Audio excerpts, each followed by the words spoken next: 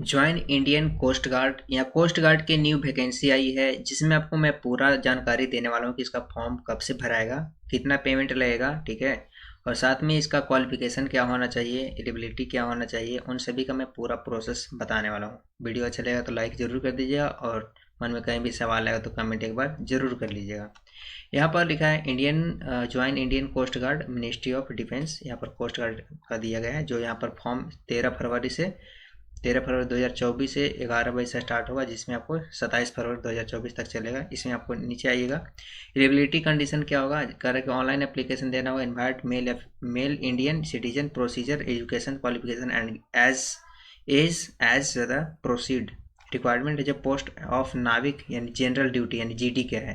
यहाँ पर Indian coast guard army force of the union. ये एजुकेशन की बात करें तो एजुकेशन यानी जनरल ड्यूटी नाविक के लिए है 10+2 होना चाहिए। 10+2 pass with math physics and यहाँ पर education board of recordation council board of यानी COBSE की तरफ से, यानी कि एजुकेशन बोर्ड की तरफ से, यानी कि अगर मान लीजिए 12th क्लास से हैं, 12th पास किए हैं और फिजिक्स और मैथ सब्जेक्ट से, तो आप इसमें फॉर्म भर सकते हैं। नोट में कैंडिडेट लिखा है, candidate are the fill marks of the all subject mention in their marksheet while filling on the application. Incorrect incomplete filling on marks in the online application will be lead on the cancellation on candidate. इनका रहा है कि मतलब अगर जब आप form भरेंगे ना, तो मार्कशीट पर जो डिटेल्स होगा ना, मार्कशीट का जो मार्क्स होगा वो पूरा फिल करेंगे सही सही तरीक़े से। अगर गलत होगा तो आपको यहाँ से रिजेक्ट कर दिया जाएगा। एज आपको चाहिए मिनिमम 18 साल एज चाहिए, जो मैक्सिमम 22 साल एज होना चाहिए। 1 सितंबर 2002 के अनुसार 31 अगस्त 2006 के बीच में होना चाहिए एज, ठीक है। अब यहाँ पर लिखा है जो नोट में लिखा है 5 साल का छूट मिलेगा अगर SC ST होंगे, तो OBC होंगे तो उनके लिए 3 साल छूट मिलेगा, ठीक है ना। उसके लिए नॉन क्रीमी सर्टिफिकेट देना होगा, और नॉन क्रीमी सर्टिफिकेट अगर बनाना होगा आपको तो वीडियो मेरे चैनल पर पड़ा हुआ है, जाकर NCL बनाने का वीडियो देखकर आप घर बैठे NCL बना सकते हैं। वैकेंसी की बात करें तो वैकेंसी यहाँ पर दिया है, यहाँ पर आप देख पा रहे हैं कि north west, north east, east, north west और अंडमान निकोबार टोटल पोस्ट दिया गया है। 260 टोटल पोस्ट दिया गया है, जो यहाँ पर जनरल में है, ये EWS में, OBC में, SC में, ST में, इस तरह से दिया गया है, ठीक।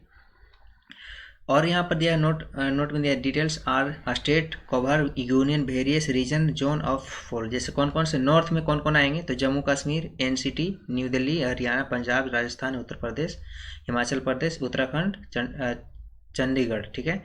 अब वेस्ट में कौन है, छत्तीसगढ़, महाराष्ट्र, केरला, मध्य प्रदेश, कर्नाटक, गोवा, दादर नगर हवेली और Daman Diu and Lakshadweep. North east में जो आएंगे बिहार, वेस्ट बंगाल, झारखंड, असम, त्रिपुरा, मेघालय, मणिपुर, नागालैंड, अरुणाचल, इन सब आएंगे, ठीक है। ये सब आएंगे नॉर्थ ईस्ट में।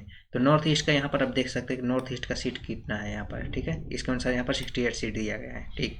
इसके बाद यहाँ पर आपको देख ईस्ट में आपको यहाँ पर पूरा रीड कर लीजिएगा, ठीक है ना। इसके बाद सिलेक्शन प्रोसीजर क्या होगा यहाँ पर आपको बताया, सिलेक्शन प्रोसीजर रीड कर लीजिएगा, ठीक है ना। चलिए और आगे मैं ले चलता हूँ, ठीक है ना। और आगे क्या क्या इसमें दिया है, स्टेज 1 में जो कंप्यूटर बेस्ड एग्जाम होगा इसका CBT के माध्यम से, ठीक है। डॉक्यूमेंट वेरिफिकेशन वहीं पर होगा, ठीक है, पास या फेल वहीं पर हो जाएगा एक ही बार में। जब मान लीजिए एग्जाम दे लीजिएगा तो एग्जाम अगर पास होइएगा तो वहीं आपका सब डॉक्यूमेंट वगैरह सब कुछ वेरिफिकेशन वहीं हो जाता है। मैंने वहाँ पर गया था, मैं एग्ज़ाम दिया था, तो वहाँ पर मेरा सब कुछ क्या हुआ था कि एक ही बार में सब कुछ कंप्लीट हुआ था, एग्ज़ाम निकला। इसके बाद वहाँ पर सभी जो डॉक्यूमेंट वगैरह था, जो मेरे डॉक्यूमेंट, सारा डॉक्यूमेंट आपको लेकर जाना पड़ेगा, जो जो डॉक्यूमेंट आप देंगे। जैसे यहाँ पर दिया गया है वैलिडिटी के रूप में Aadhaar card, PAN card, voter ID card, ये सब, ड्राइविंग लाइसेंस जो भी होगा यहाँ पर एग्जाम देते से वक्त इतना होगा, ठीक है ना। और एग्जाम देने से पहले आपको सभी ये सब डॉक्यूमेंट वेरिफिकेशन होना था, जैसे कि मैट्रिक मार्कशीट, इंटर का मार्कशीट और जो सर्टिफिकेट था वो, और साथ में कास्ट सर्टिफिकेट वगैरह जो भी होगा वो, और साथ में आधार कार्ड, पैन कार्ड जो होगा वो सभी आपको एक ही बार वहाँ पर पहले वेरिफिकेशन होगा।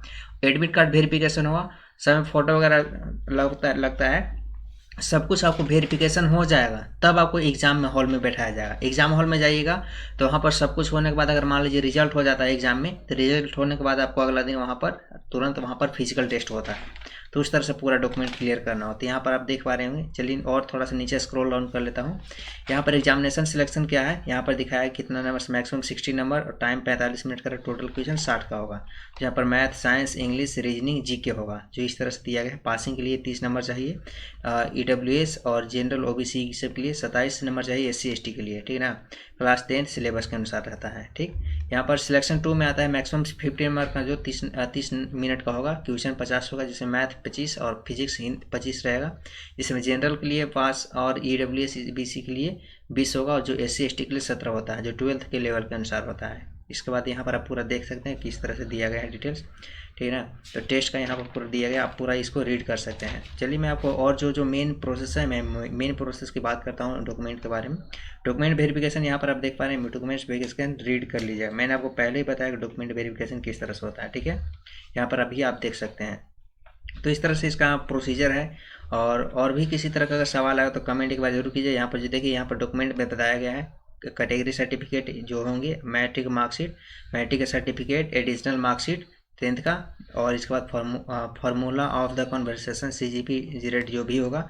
इसके बाद यहाँ पर आता है NOC आता है, ठीक है, क्लास 12 का मार्कशीट, 12th का सर्टिफिकेट, फार्मूला NOC जो यहाँ पर आपको दिया गया, एडिशनल मार्कशीट, ठीक, इस तरह से आपको लगाना होगा। तो इस तरह से दिया गया डॉक्यूमेंट। अब इसका स्टार्टिंग कब से होना है, तो आपको चलिए मैं आपको स्टार्टिंग दिखाता हूँ। स्टार्टिंग कब से होना है, एग्जाम फी की बात किया तो एग्जाम फी यहाँ पर 300 रुपीज़ देना होगा, ठीक है ना। एग्जाम फी यानी कि ऑनलाइन जब होगा आपको 300 रुपये ऑनलाइन चार्ज लगेगा। एग्जामिनेशन सिटी की बात किया है तो एग्जामिनेशन सिटी यहाँ पर दिखाया गया है। जो एग्जामिनेशन सिटी इस तरह से होगा, जो यहाँ पर देख पा रहे हैं कि नाविक GD के लिए यहाँ पर दिखाया गया है, ठीक है। डॉक्यूमेंट में आपको पूरा ले लीजिएगा। इस तरह से यहाँ पर डॉक्यूमेंट दिया गया है, 3 photocopy of the original document का, यानी प्रत्येक डॉक्यूमेंट का 3 कॉपी चाहिए, और सेल्फ अटेस्टेड चाहिए सभी का। जैसे मैट्रिक का मार्कशीट, इंटर का मार्कशीट सब जब बोल लेते हैं ना सब, वो सब पर अटेस्टेड चाहिए, 3 कॉपी चाहिए। साथ में आपको कलर फोटोग्राफ चाहिए, जो इस तरह साइज का होना चाहिए, जो 10 फोटो चाहिए कम से कम, ठीक ना। और यहाँ पर सब कुछ दिया गया है, आपको कितना कितना जीरोक्स चाहिए सबका यहाँ पर बताया गया है। इस तरह से जब आप एग्जाम देने जाइएगा ना, उसी टाइम आपको ये सब लगेगा। जो आपको फिजिकल रूप में ये सब है, ठीक है, फिजिकल रूप में क्या क्या करना है, टैटू वगैरह सब कुछ यहाँ पर जो बताया गया। इसके टैटू के बारे में, टैटू नहीं होना चाहिए, ठीक है। इसके बाद थोड़ा सा स्क्रॉल डाउन करते हैं। चलिए स्क्रॉल डाउन करने के बाद यहाँ नीचे देखते हैं क्या है इसका। तो यहाँ पर लास्ट डेट की बात कर दें तो यहाँ पर लास्ट डेट आपको 27 तारीख तक है यहाँ पर, जो यहाँ पर 13 फरवरी से स्टार्ट होने वाला है। इसका जैसे स्टार्ट होगा तो मैं वीडियो बनाकर अपलोड करता हूँ, जिससे घर बैठे आप इसका फॉर्म को भर सकते हैं। तो यही थी अपडेट। वीडियो अच्छा लगा तो लाइक कीजिए, सभी फ्रेंड को शेयर जरूर कर दीजिएगा।